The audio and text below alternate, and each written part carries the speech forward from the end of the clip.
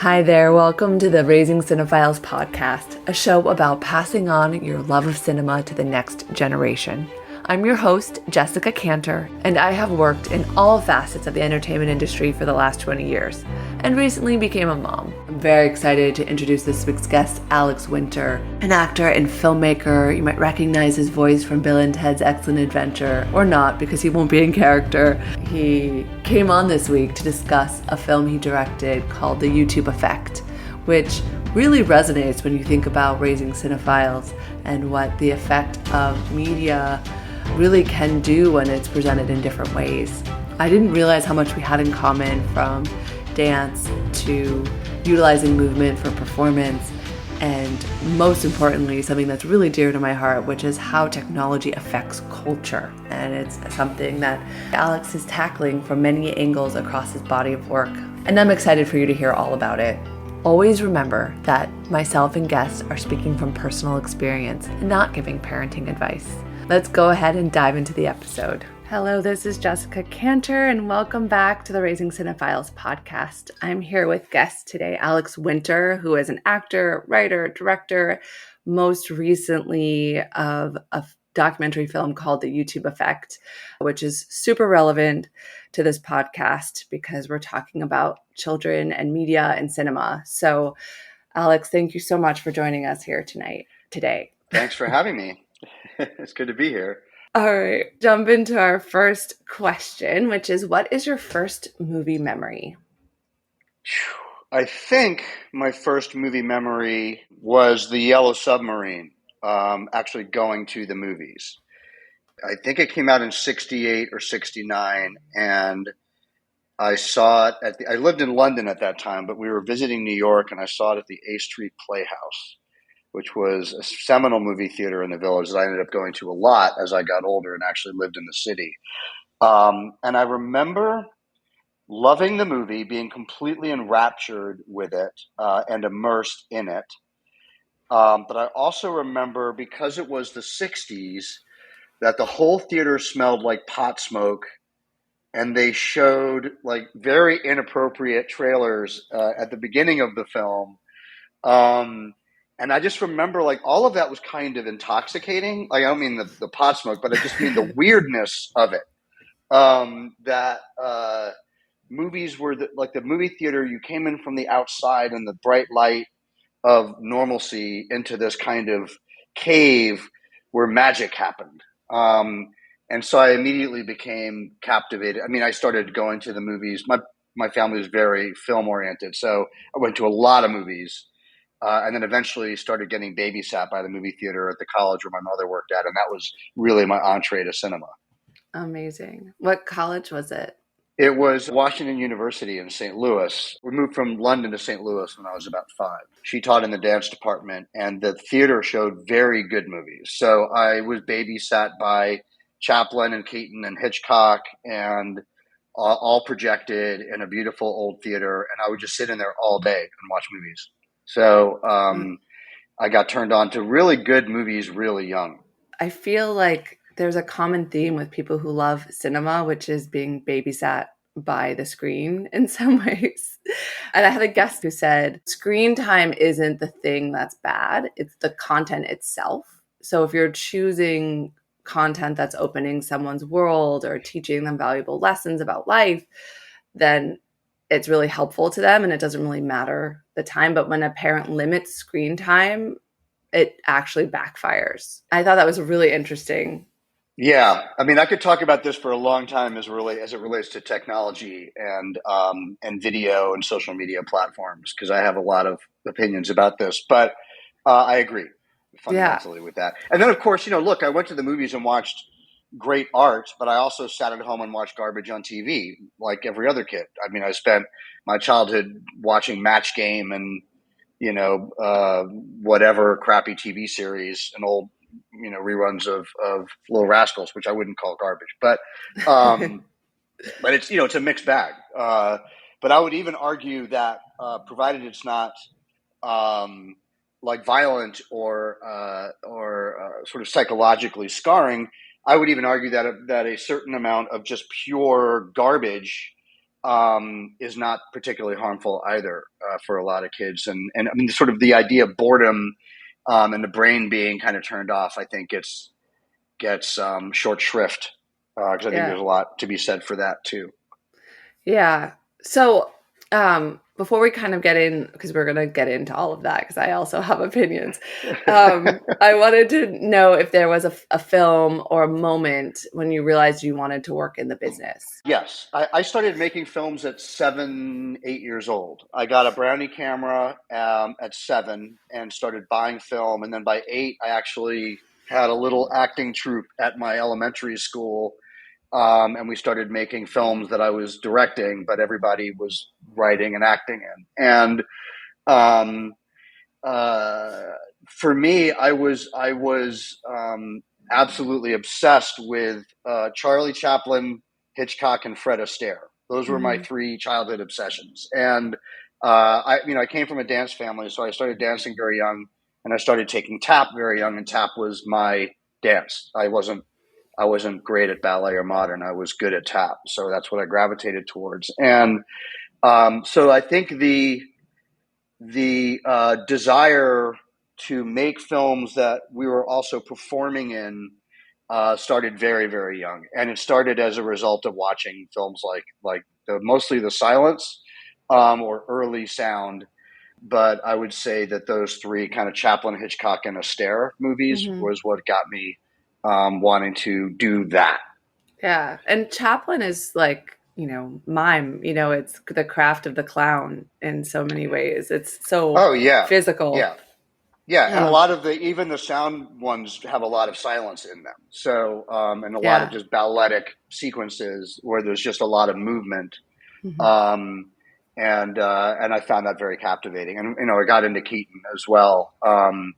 And I loved like The General and Sherlock Jr., but I got into Keaton more as I got older. He's pretty sophisticated. When I was younger, I preferred Chaplin to Keaton. Yeah.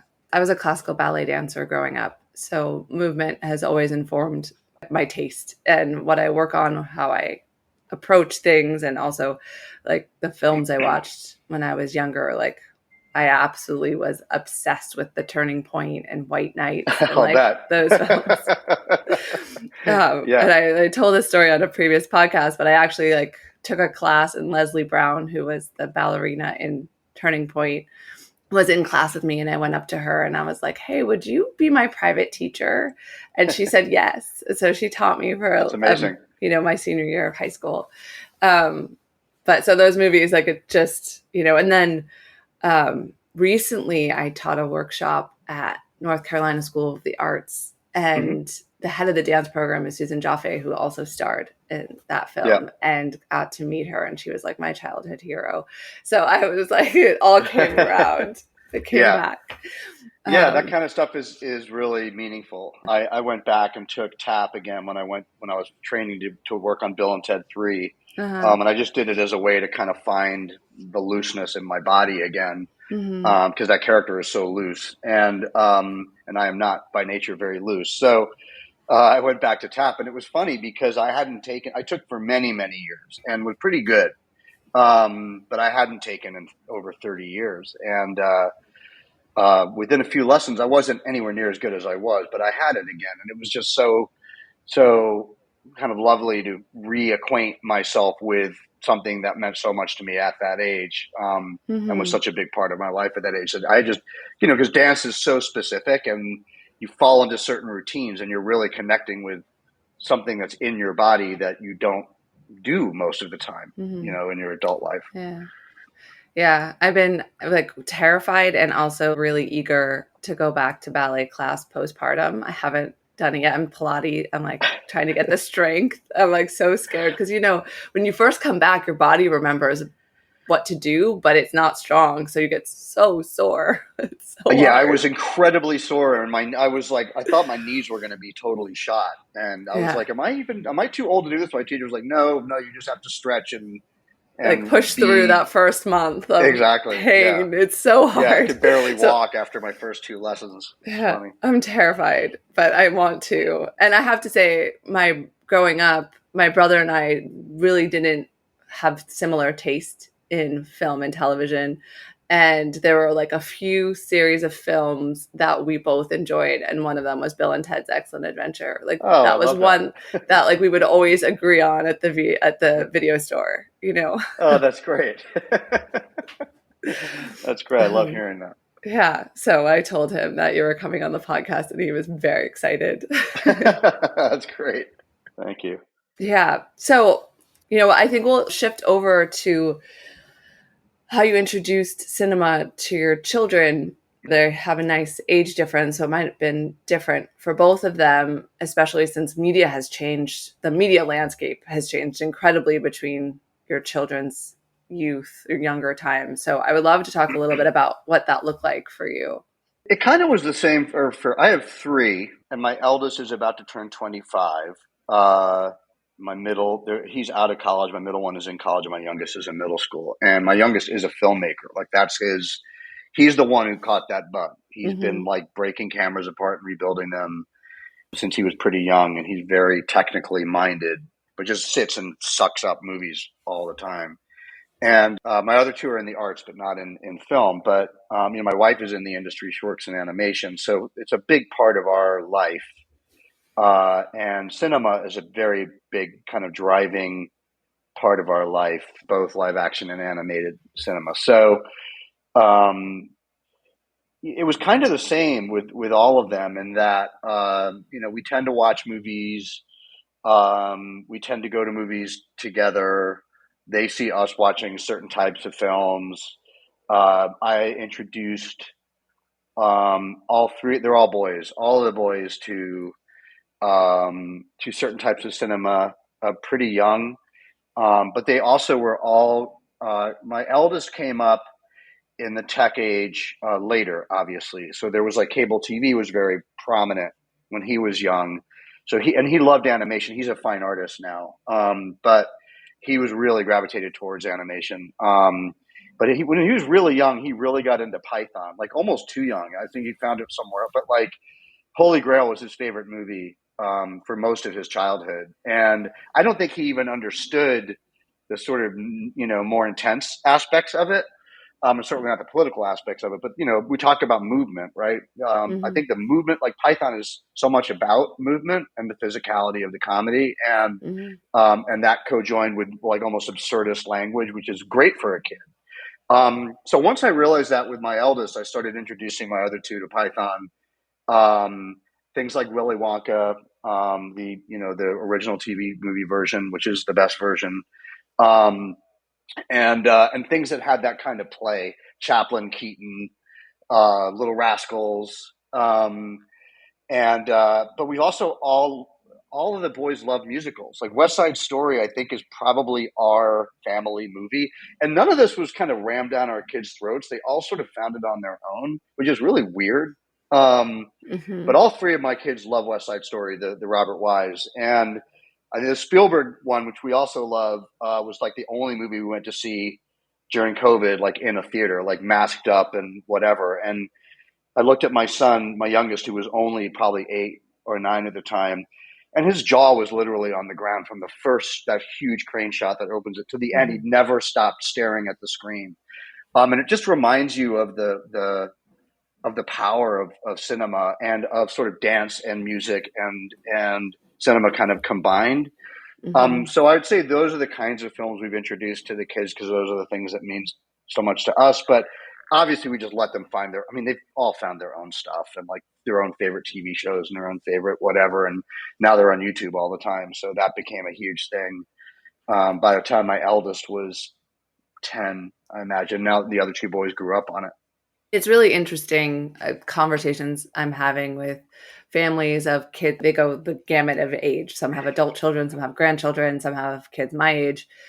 And like the ones with kids my age are like, are they even going to be able to sit through a movie? Or will they have the attention span? Like, we're so nervous. Like, will movie theaters still exist in the same way? Or will they be going to museums? Like, there's all those questions. And then I had one with a teenager whose son really didn't love movies at all, was really into video games and YouTube, and then started making little films. Because I think one of the things that's good about this TikTok, YouTube world is it encourages creation and that artistic side of young children, but they don't have like a sense of story arc and longer being able to hold story for a longer period of time.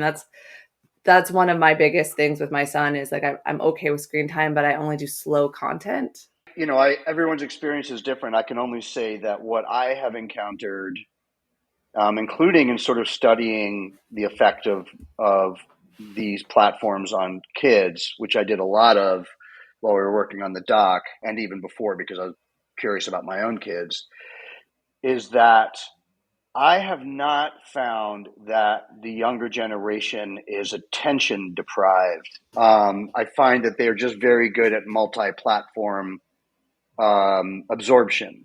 Mm-hmm. There are certain kids who have, and even when I was growing up and there was no computers, who have a predilection to be either ADD or attention deprived or don't do so well with long form stuff and need things in tighter bites. But I think that's more of a neurological and behavioral thing than it is having much to do with technology. For instance, all three of my boys are very good. And because I got worried, like with my first son, he was a voracious reader. But he continued to read. That never really stopped, and do stuff outside and all the things that parents worry about. But he was, he has a lot of screen time, and he started like watching his favorite TV show. Then he started watching his favorite TV show with a laptop on his lap, which I really did not like, and it freaked me out. I was like, "You've got too much crap going on, right?" Mm-hmm. But then he was off the TV and just into the laptop, and from like 9 years old on, he never really watched TV again, and he'll maybe watch when my other boys are watching. He'll come in and see what they're watching. He doesn't really watch TV anymore. Everything is, he's a painter, so he's not just on his laptop, but everything is there, right? His music, his film, his archive, and mostly YouTube. And, but he continued to read, continued to go to the movies, continued to, take in he's very slow by nature.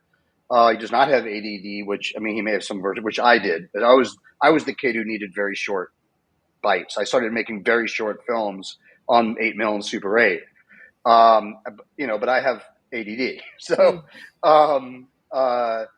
so it's an interesting thing because none of my kids have trouble taking in movies, but they also like videos and they also like TikTok short videos, and they kind of just take in all of it.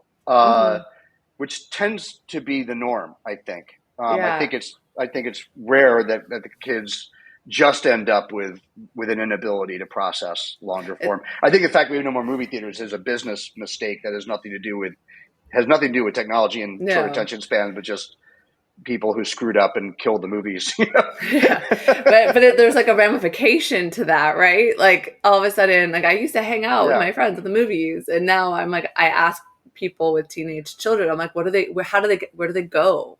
Where do they hang out? I don't. It's terrible. It's terrible. It's one of those. It was like an American pastime. It was like what we were known for. It's gone.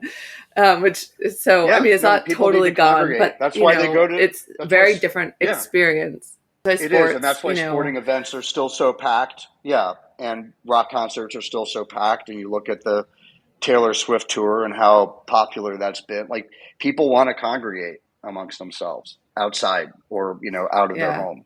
So it's an interesting time. I work a lot in new media, immersive media, and I think for my son's generation won't even be laptops. Digital aspects will be immersed in their environment, which in some ways is good because it gets them outside, but also, sometimes you want electronic free world. Like I almost want to get a landline for my house to grandfather it in. So rather than giving him a cell phone at first, I'd give him his own phone number so his friends can talk to him, but old school style. And maybe it'll be in again. I feel like old technology is coming back in cyclical rounds, that there's some cool like record players are kind of back. And I think there was an interesting New York Times article not too long ago about how kids are rejecting the smartphones because it's hurting their mental health. Like your oldest son is really of the Snapchat generation, I think.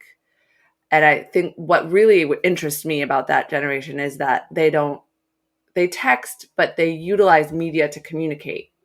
They send video of each other, short form voice memos. It's really, they're using little clips of media as a way to engage, GIFs back and forth, and conversation is different. And I think there was a real interesting kind of mismatch when that generation entered the workforce because they didn't email in the same way. Yeah, I mean, that's what drove me to be interested in the YouTube story. Was YouTube is often confused or described as a social media platform in the context of social media platform discourse, and it is not a social media platform at all, other than in the comments section. The comments section is how people congregate on YouTube. It is otherwise not a social media platform the definition of how those things function, right?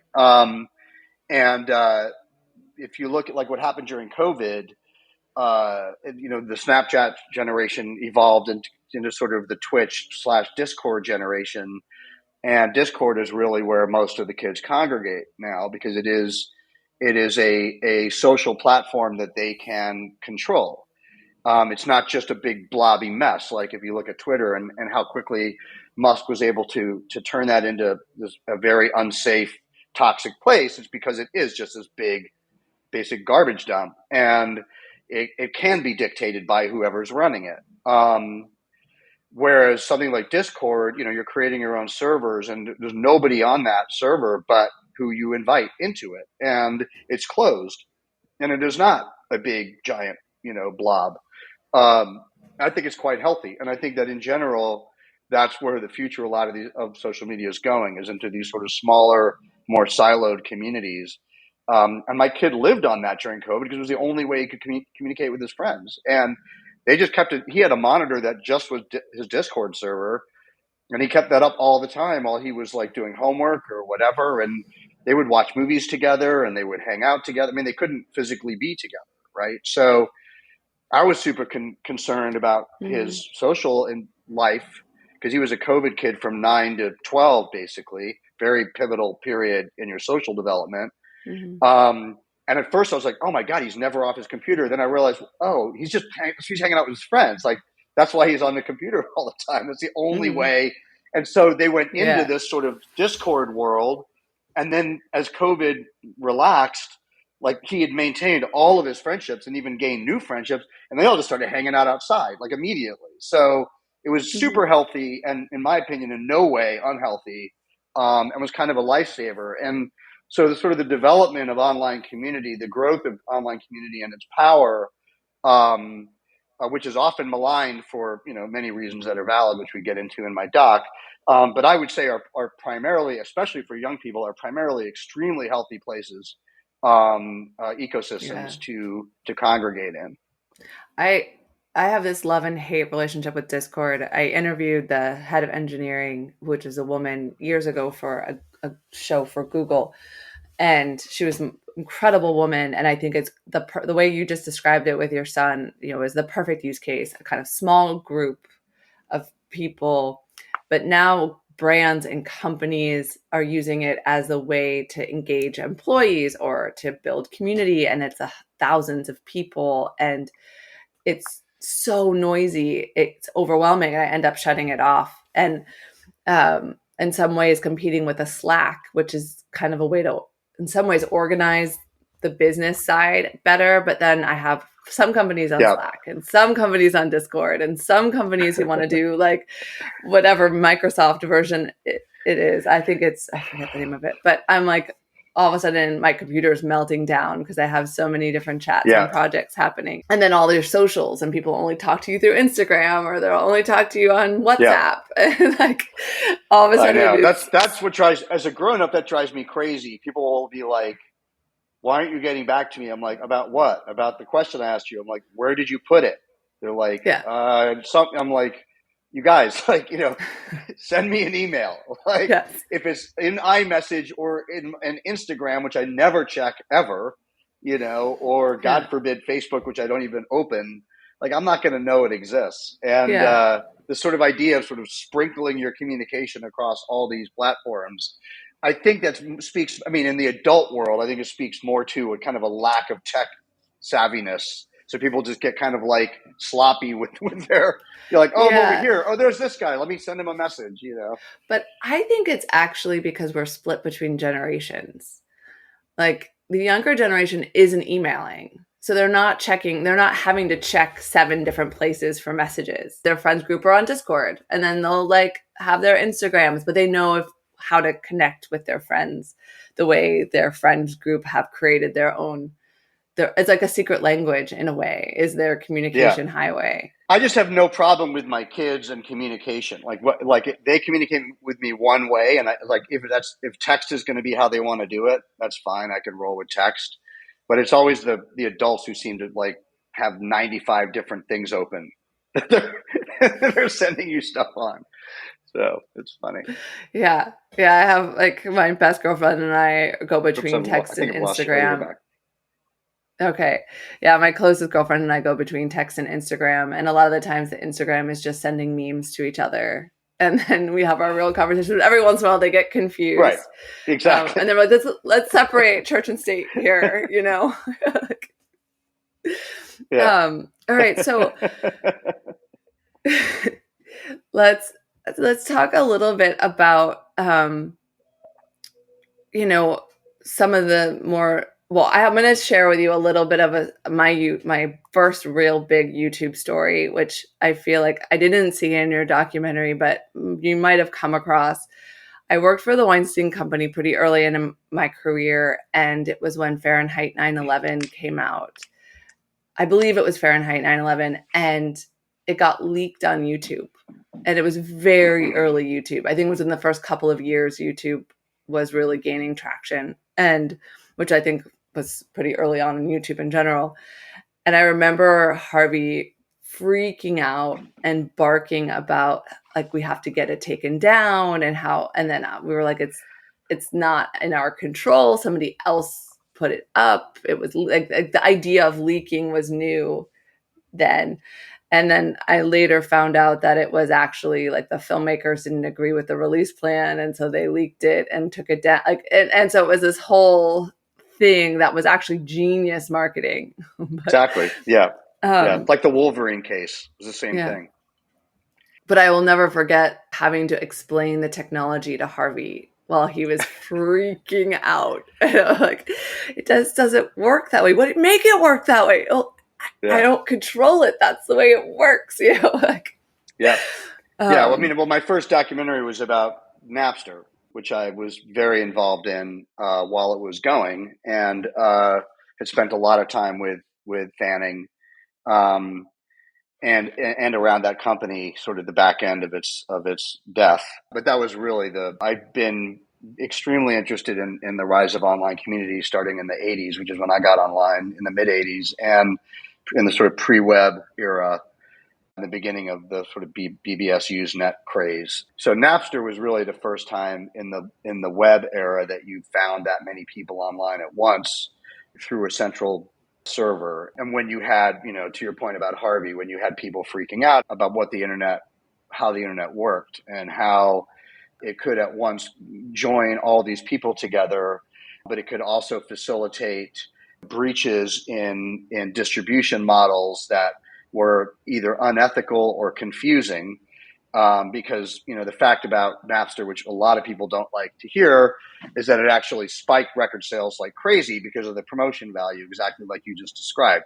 People were discovering music people were discovering huge artists they didn't know existed, like Bob Dylan or Neil Young, and like going out and buying their entire catalog. So it was immediately this mixed bag. And human beings being human beings, when something comes along that's confusing, they tend to either evangelize it or they tar it as all bad. And we're still kind of in this weird culture of extremes where something is, social media and the internet is all terrible and you should get your kids off of it or they're going to go insane and start killing people, or it's just amazing and AI and NFTs and it's all Web3 and the sort of crazy evangelistic nonsense. So it's funny that all these years after that leak, I think we're still in a very similar place of people not really understanding this world. Yeah. I mean, Napster, I was at NYU and I heavily found my music through LiveJournal and Napster were the two places. And my stepfather was an economist and had the DOJ, and I came home for the holidays and he was hosting the Department of Justice. And he found out I was using Napster and he was like, never in our house. And I didn't know, I didn't understand, we were all doing it at college. And then I understand it. And I probably will have to delete this story from the podcast because I don't think I could say publicly that I was doing that.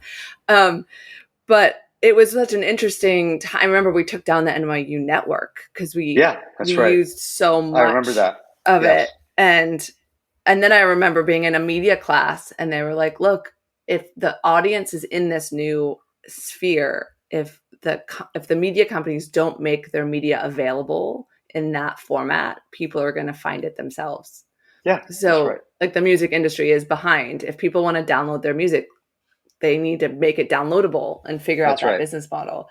Yeah. And I thought that was really interesting perspective. Yeah. The thing is, like, if we want to, with anything, with any hot topic issue, I think it's about educating humanity, not changing the inevitable of technology. I make the tech docs for that exact reason. I started thinking about watching your documentary was how vulnerable specifically young boys are between the ages of 15 and 25, which is when their brain kind of resets. I thought it was really interesting to see how a young boy could be radicalized during that phase of their life, which is the target audience of YouTube. Yeah, I think that the younger kids who are getting there's a lot of focus on regulation and legislation around changing the internet because of littler kids that are on it. I think a lot of that regulation is misguided and potentially dangerous in terms of, de-anonymizing children sort of around, these sort of ID restriction and ID validation proposals that are being put forward. But I would agree that the more vulnerable population is older.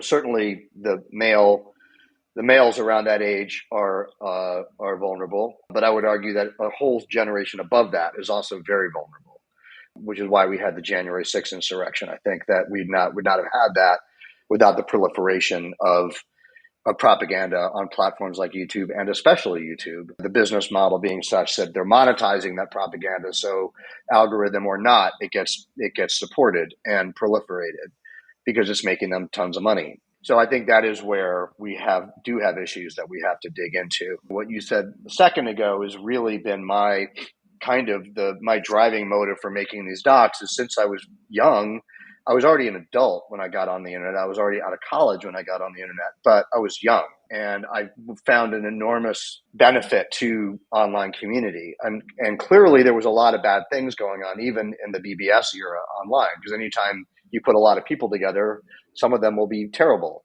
But I very much found benefit. And since that time, and up to YouTube, which is the largest media platform on the planet, there's enormous benefit there, and there's enormous benefit to children there, and enormous benefit to that vulnerable demo that you just mentioned. Who, if you've got Fox News over here, or other Gateway Pundit or other kind of propaganda, like radical propagandizing platforms, that are siloed and that's all they're pumping out all the time, those are very destructive. With YouTube, and this is a point that we went to great pains to make in the film, literally by who we chose as our subjects. If you've got someone like Caleb Kane, who was our subject, who got radicalized in his early 20s, what pulled Caleb out of being radicalized was Natalie Wynn's channel ContraPoints, which was also on YouTube. So basically, the solution to the problem was found on the same platform where the problem happened. And I think that's a very important point. Yeah, all of it is so interesting. I see how the CEOs in their minds justify, like, this is a place for you and you make of it what you want, except for the fact that they're monetizing it. That's a big except. But Yeah. Yeah, exactly. And even if you're hate sharing, saying this is bad, Mm-hmm. you're giving attention to something. And the Mm-hmm. best way to make something go away is to actually not comment, not like, not share. That's the most Mm-hmm. power you have, is actually silence. Because everything you do, even if you're a troll, you're actually driving their engagement and allowing them more space in the algorithm and helping them make money. Monetize. Yeah, that's right. With the YouTube doc, that was our way in. It was just because of when we made it, and because of what I began to realize was the problem with the way it was monetized. It is monetized. We really focused on some of the harms of having a system set up that's that powerful and that gigantic and has scaled to that degree, that is monetizing content because of exactly what you said, which is the people running it have this sort of almost libertarian attitude of like, well, let the thing run its course and let everyone do their thing. But when you're monetizing the thing they're doing, that doesn't work. Mm-hmm. It's like this push and pull. Like, you're Yeah. forgetting there's an elephant sitting on your chest. Like, Yeah, exactly. Yeah. um, And you will be incentivized, the company will be incentivized to promote or, allow content that is driving advertising dollars. And that's where the moral imperative kind of falls apart, which is why in every other industry, including automotive, we've had to like drag these companies kicking and screaming into regulation. It took us 50 years to get seatbelts into cars. yeah. So I'm gonna get us back to cinema, and with your research on YouTube, why do you think they have such trouble having premium content? They've tried a few different times. I don't think they have trouble. I think they don't care about it.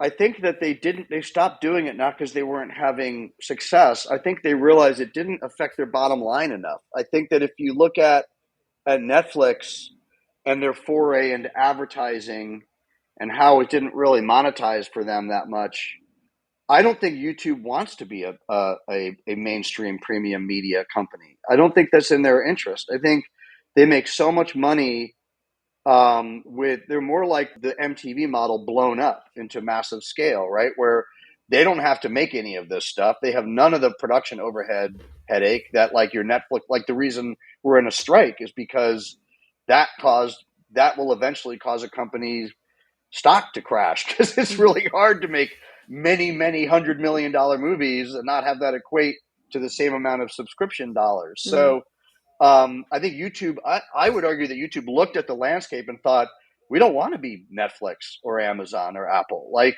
we're doing fine. We're scaling massively. We're making enormous profit. We don't have to make any of this stuff. We don't have to worry about the production end at all. And yet their profit, especially during COVID for obvious reasons, went through the roof. So they are continuing to grow and they do not need to compete in the content creation space.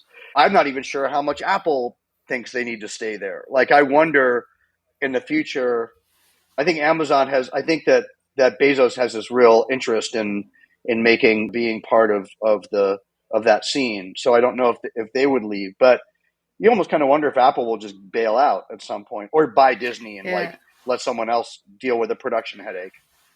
I think Amazon is using it as marketing for product. They're starting to be really smart about connecting, like dress like this character through Amazon Fashion and decorate your home Yeah. like this set through Amazon Home. It's like connecting those sets, which is actually like, I think a big future of filmmaking is going to come from branded content, since like traditional commercials are starting to fall away. Yeah. Well, look at Barbie. But yeah, shifting us a little bit is in film and television, there's a lot of regulation around children and child actors laws to keep them safe and protected both financially and around their schooling. Do you think that needs to be extended to social media stars? Of course. I mean, we spend a great deal of time looking at Ryan Kaji's story for that reason. And he's Ryan of Ryan's Toys, and his parents are very bright, and I like them a lot, which is why I wanted to focus story on them, because they're not just, hey, we're making piles of money off our kid. We're worried about regulation. We're worried about the lack of standards and practices. We're worried about the fact that there's no guardrails. And their kid and they're making tons of money, and like they're all over their kid. And look, I was a child actor, and I made a movie about the difficulties of growing up as a child actor for HBO, and this is a very important area for me. I personally kept all three of my kids out of the industry, and they were around it all the time. I've directed a lot of kids stuff, from commercials to TV shows to movies to all kinds of stuff with kids. And there still needs to be more work done in the mainstream media to protect children better. And that's starting to happen with on-set coordinators, keeping them that are not just their tutor or not just their a union rep. But the YouTube world, which is not social media, it is an entertainment media platform. Mm-hmm. YouTube, first and foremost, is a media platform. I would say that where I do have issue with how Google has presented themselves very slyly in the marketplace is they're so giant that they often get overlooked in terms of what they actually are. And they are like a television channel. They do have content that they are monetizing that is specific to their platform. They are in bed with their influencers. They have a hand in those influencers. They promote them. They send them around the world. They send them lots of stuff when they do well. They know who they are. It isn't just like you upload your stuff and maybe somebody somewhere sends you some money. It is a media platform. And the idea that they've gotten away without any regulation or standards and practices or any kind of laws protecting any of those people, much less the kids, is absolutely insane. And I've spoken to, I can't name names, but for the doc, we talked to major Google engineers and YouTube engineers and people who helped build there, and every one of them was like, it's about time someone made this movie because we love the place, but it's absolutely insane. Think of the scale of this thing and how many eyeballs are on it and how much money it's generating. It's absolutely insane that there's no guardrails. It just doesn't make any sense. And they're flummoxed by it. And so I just think it's outrageous. But even when you talk to Ryan's dad or mom, they're totally, they think it's outrageous. It's really hard to be in that space and not be flummoxed by the fact that it's just the Wild West and no one has any protection. Yeah. I created this podcast because I really want, my son's too young to watch movies. I really, really want him to love cinema. And I have a social media person who really is pushing me to post personal content, personal photos of me and my son and all this stuff. And it gets the most likes and it's what's going to grow me more quickly. And I don't want to exploit my child, and I have to keep reminding myself, my goal for this is to have interesting conversations. I went to high school in New York with a lot of child actors. Did you go to PCS? I did. Yeah, I figured. Okay. My mom wouldn't let me go to PCS. Oh. So we moved, because I was acting on Broadway all through high school. Yeah. And all of my best friends went to PCS. So I kind of lived out of that school. Uh-huh. And she dragged me to New Jersey and put me in a really good public high school. And, being 14, I was really pissed, right? Because I was 14, so I was always pissed about everything that my parents did. But by sophomore year, I was like, oh, this was a really good idea. Yeah, I mean, I had PCS and then NYU, and I feel like I missed some important social things that I just didn't have from not going to I went to NYU as well. I went to Tisch. I was in Gallatin. Yeah. Right. I combined cinema and computer science. So that's great. All makes sense. It didn't to me then, but it does now. But I'm not in touch with some, and I am in touch with others, but I watch some of their navigation of the world and feel so proud of them. I even look at Paris Hilton, who I knew right before she came into celebrity, and thought she was so smart, and people treated her like she was dumb, and she used it as her superpower. Yeah. I mean, it's a slippery slope, but it's exactly what you were saying earlier. It's one has to determine what one wants, right? What is your goal? And sure, you can get more likes and views and brand, whatever, expansion, but that may not be your goal, And it's when I started to get into documentary, because I'd been working in narrative up till then for many years. We were over 25 years before I did my first doc. I'd been directing and writing narrative, and So it never bled into my acting or sort of public persona in any way. And on my first, like right out of the gate on my first doc, like I remember my buyer was like, well, are you going to be in this? Like you're a known entity. Like, is this going to be you? Like, are you like Michael Moore style? Like, around the Napster offices and in the trial and this and that. And that's like come up on a bunch of different docs that I've made. I'm like, I'm not in them. I don't voice over them. I don't brand myself. And even with the Showbiz Kids doc, like I wasn't ready I didn't want my story, which is pretty intense, like most kids' stories, to overtake my movie. And HBO, who were great, they were great partners, were like, well, are you going to put your story in there? And, I had a whole drive filled with my story, and my editor and I looked at it, and like we could have done it. We could have like built my story in with everyone else's very seamlessly. And we looked at it, and as soon as a little of it went in, it just overtook the whole, like the movie was just about me. Mm-hmm. And I was like, that's not what I'm doing. That's not my interest. Like, I don't want to make a movie about me, This is about this sort of broader general story of being a child actor. So these are just decisions that you have to make. And I look at, and like you said about your child, like, I'm not comfortable putting my kids into the business because like, they're not old enough to make those decisions clearly. Mm-hmm. Right. So, and the internet is so, I mean, it's not forever, as we're seeing. They're already starting to delete Google searches, and like it's all going away. And like we desperately need physical media because people are realizing that all this stuff is going to go away at some point. But by the same token, you put something on the net and it travels, and you have no control over its travel. And so for a little kid, or even an Instagram post I put in my kids, I'm really careful about how they appear or how often I do it or whatever. Because it's like they have no say in it and they have no agency with it. And I read an article about how the generation of parents who like put their kids' embarrassing moments online are now of age to discover that. Oh my God. Like I use it. I have a private account for my son, for my family, and it's only family. And it's the easiest way to share stuff with everyone. And no, it's great. Instagram is amazing for family, and Facebook works for that too. Like those, for all the fetching people do, it's like, it's hard to replicate that ability to communicate with people well. But it's you have to be really conscious about it. I know when I was really early on in social media, I did a lot of helping CEOs and brands get online. And I had to do like what they did in some high schools, where I would have to print out all of their tweets to do a Twittervention and show like, put it on the wall of their company and say, do you want people to know this about you? And you feel anonymous behind a keyboard. I mean, that was the whole Dread Pirate Roberts case with the Silk Road, was like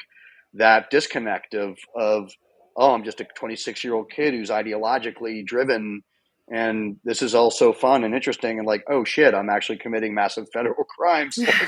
Like, the disparity of understanding as the internet grew, and what we thought was anonymous that wasn't anonymous. And that's why I have so much problem, not across the board, but that's the reason I'm so skeptical of AI and internet legislation, like a lot of the legislation that the EU has enacted and that we're looking to replicate here in the States. Because a lot of it is about this kind of almost reefer madness, satanic panic fear of our kids that's going to cause our kids to be de-anonymized and actually put them in more danger. And I just think that we have a lot of learning to do about how this stuff works before we start building the guardrails that we need. And I think that is actually the conundrum that we're currently in. Yeah.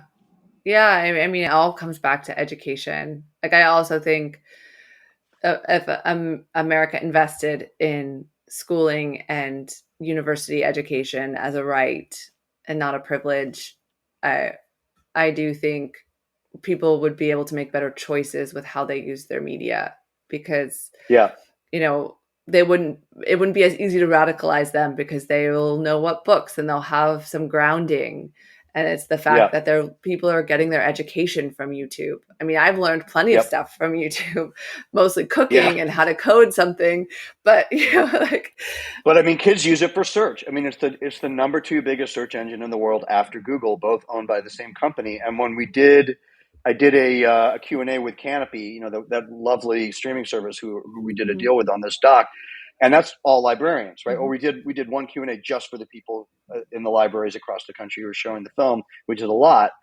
And I was talking about how it's used as search, and like these librarians were mortified, right? They were like, yeah, but none of that's verified. Like only in a library or like only in the books can you find like, Yeah. verified peer review, actual, these are facts. These are not up for debate.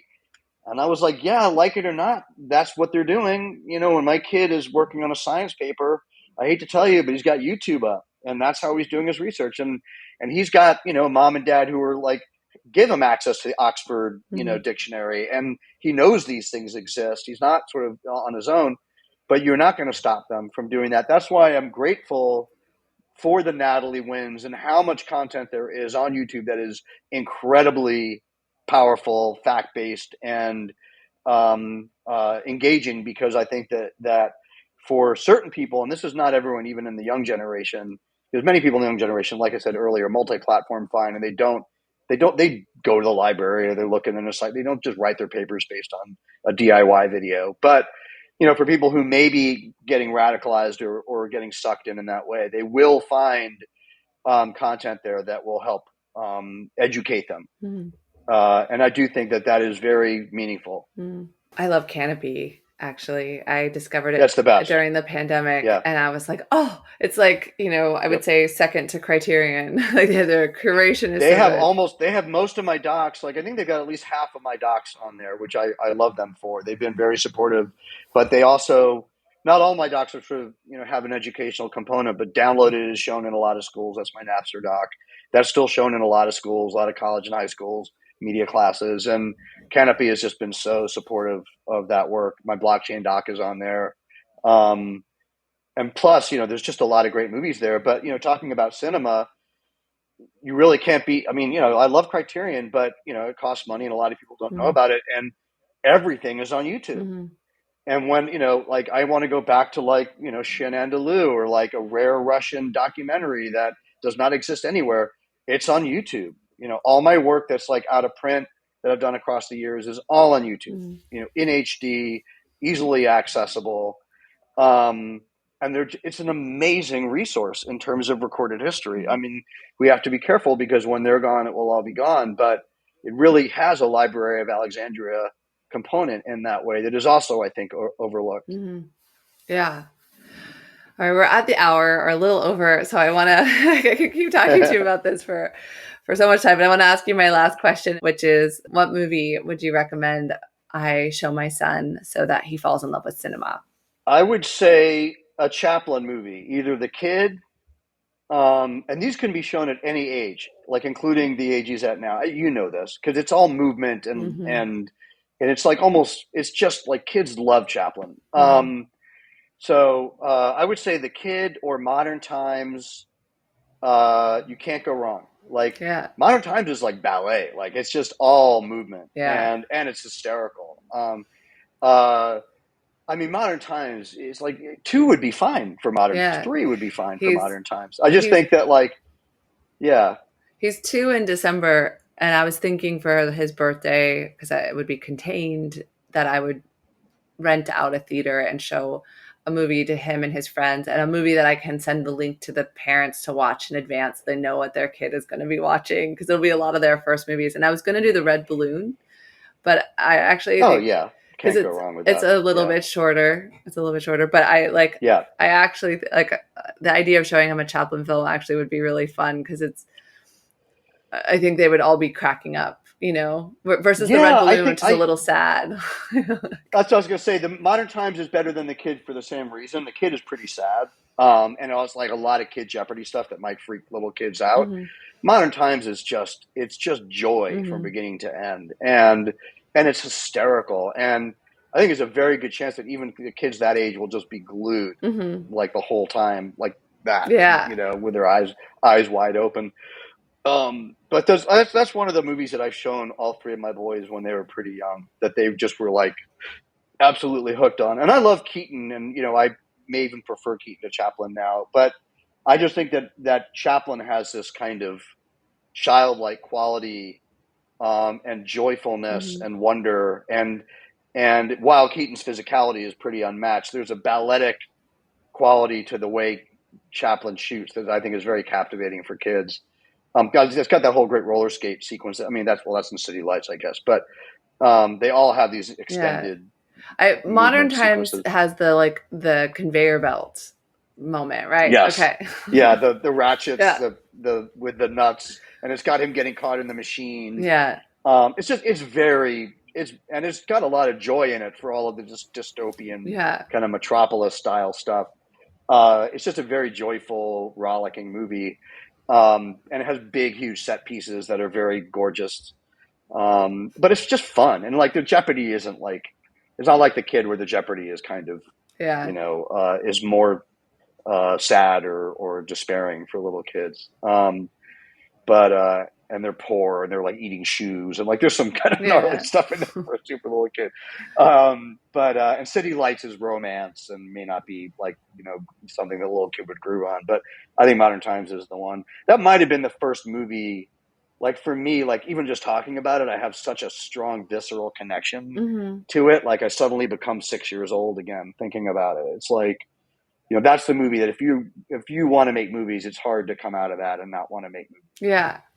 Yeah. Oh, that's a great recommendation.